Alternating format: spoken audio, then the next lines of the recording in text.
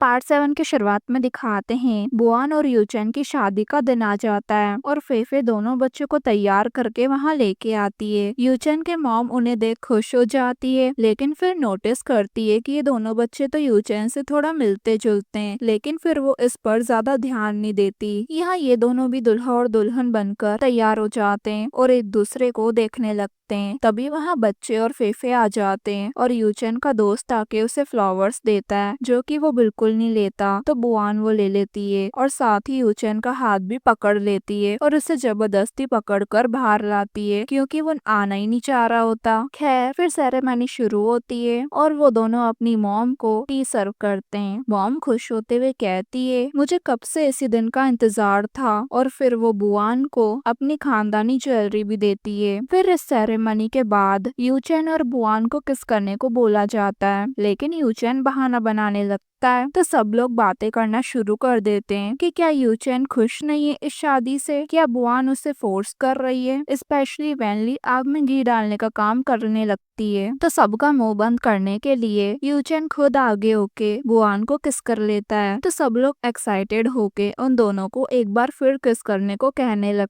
हैं। तो इस बार बुआन यूचेन को किस कर लेती है और वैनली बस देखती की देखती रह जाती है। उसके बाद यूचेन उसे रूम में लाकर किस करने लगता है, लेकिन वो एकदम से रुक जाता है और पूछता है कि तुम मेरे साथ ही सोना क्यों चाहती हो। बुआन कहती है क्योंकि मुझे बस अभी तुम्हारी जरूरत है, और वो कोई स्पेसिफिक रीजन नहीं देती। तो यूचेन उसके ऊपर से उठने लगता है, लेकिन वो उसे रोककर उसके ऊपर आ जाती है और कहती है कि आज मैं तुम्हें कहीं जाने नहीं दूंगी, और उसे किस करने लगती है। तो यूचेन उससे कहता है, तुम जो भी बताओगी मैं उस पर विश्वास कर लूंगा, लेकिन मुझे बस वजह चाहिए। तो वो कहती है क्योंकि वो सिर्फ तुम ही हो सकते हो जिसके साथ मुझे सोना है। ये सुनकर वो उसके ऊपर आकर कहता है कि मैं आज तुम्हें अपने आप को देने को तैयार हूँ, बस तुम्हें उसके बाद यहाँ से जाना होगा। तो वो भी मान जाती है और यहीं से इनका रोमांस शुरू हो जाता है। नेक्स्ट मॉर्निंग दिखाते हैं यूचेन जल्दी उठ गया होता है और बुआन को देखने लगता है, और जब बुआन की नींद खुलती है तो वो सोने की एक्टिंग करने लगता है। उसको सोते हुए देख बुआन जल्दी से अपने कपड़ों को लेने जाती है, लेकिन वो ले ही नहीं पा रही होती, और जब वो यूचेन की तरफ देखती है तो वो उसे देखे जा रहा होता है, इसलिए वो जल्दी से अपने आप को कवर कर लेती है। फिर यूचेन अपने कपड़े पहनते हुए कहता है, तुम जो चाहती थी वो हो गया, अब जल्दी से तुम भी हमारे बीच का कॉन्ट्रैक्ट खत्म करो। ये कहकर चली जाता है। उसके बाद जब ये सब बुआन अपनी दोस्त फेफे को बताती है तो वो शौक होते हुए कहती है, तुम दोनों तो बहुत फास्ट निकले। फिर पूछती है, क्या तुम उसे प्यार तो नहीं कर बैठी। तो वो कहती है, ऐसा कुछ भी नहीं है। और फिर वो फेफे से कंपनी की सारी अपडेट लेती है। यहाँ यूचेन को दिखाते हैं जो तांगजी के पास आता है और पूछने लगता है कि तुम बुआन से कब मिले थे और उससे ब्रेकअप क्यों हुआ। तो वो कहता है कि अब तुम्हारी एक वाइफ है, 2 बच्चे हैं, अगर तुम सही में एक मैन हो तो ये शक करना बंद कर दो। यूचेन फिर भी उसे पूछने लगता है, क्या तुमने उस पर चीट करा। ये सुनकर तो वो शॉर्ट में बताता है कि बुआन उसका पहला प्यार है, लेकिन फैमिली ने मना कर दिया। तो यूचेन और आगे पूछने लगता है कि बुआन के बाद और कितनी लड़कियों से प्यार किया। तो वो कहता है किसी से भी नहीं। फिर वो पूछता है, पेरेंट्स ने मना क्यों किया। अब उसके सवाल सुन सुनकर तो वो तंग हो जाता है, लेकिन फिर भी कहता है, मुझे भी नहीं पता। यूचेन बस उसका टेस्ट ले रहा होता है कि उसको जल्दी गुस्सा आता है या नहीं। उसके बाद वो बुआन की इंसल्ट करने लगता है, जिस वजह से तांगजी गुस्से में उसे मुक्का मार देता है और उसे बातें सुनाने लगता